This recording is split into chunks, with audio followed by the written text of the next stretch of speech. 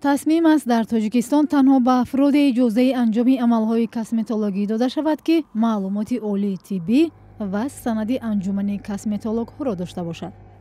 انجمن در حال تأسیس یابی است و در نزد وزارت تندرستی گروهی تشکیل شده کارو از سنجش کسمتولوژ ها آغاز کردند. سنجش ما نشان داد که بسیاری وقت متخصصان معلومات پورا ندارند از کسمتولوژی. آدمایی که سرتیفیکات کسمتولوژ استعداد دارند و یا معلومات ندارند که حق ندارند هر خیل سوزانداروی аппаратной косметология процедураша гузаронанд. در تاجیکستان سال تا سال بازاری کسمتولوژ ها یا آنهایی که به تغییر چهره و اندام بانوان زیبایی پرست مشغولند نهایت گرم می شود. دختران زیاد می خواهند با راه سوزاندارو و جراحی شکل لب، پوست و چشم و روی خود را تغییر دهند. اما نه همیشه این کار را متخصصان یا جراحان کسبی انجام می دهند. We have a lot of problems coming from patients.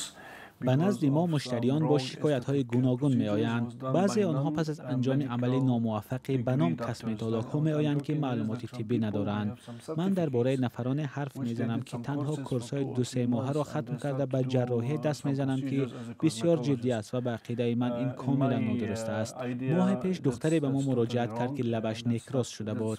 کسی در کدام کاشانه حسن به لبانش وازلین پر کرده است. این کاملا خطرناک است.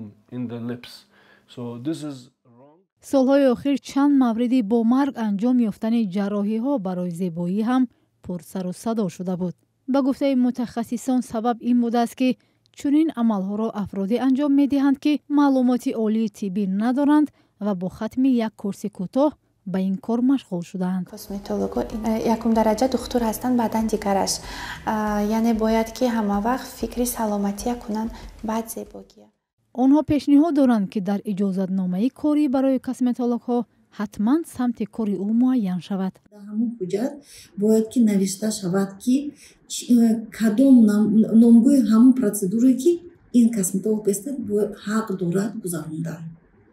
بنا به آمار رسمی فعلا در جمهوری 17 مرکز کسمتولوژی فعالیت دارند. 11 مرکز در شهر دوشنبه و 6 مرکز در شهر خوجند بودند. تصمیم تأسیس انجمن در حال گرفته شده است که فعلا در تاجیکستان خواهشمندان می توانند با نرخ ارزان در برخی از آرایشگاه‌ها و حتی در شرایط خانه دلخواه عمل یا جراحی کسمتولوژی کنند. این هم باعث انتقاد متخصصان و هم گروهی از ساکنان شده است.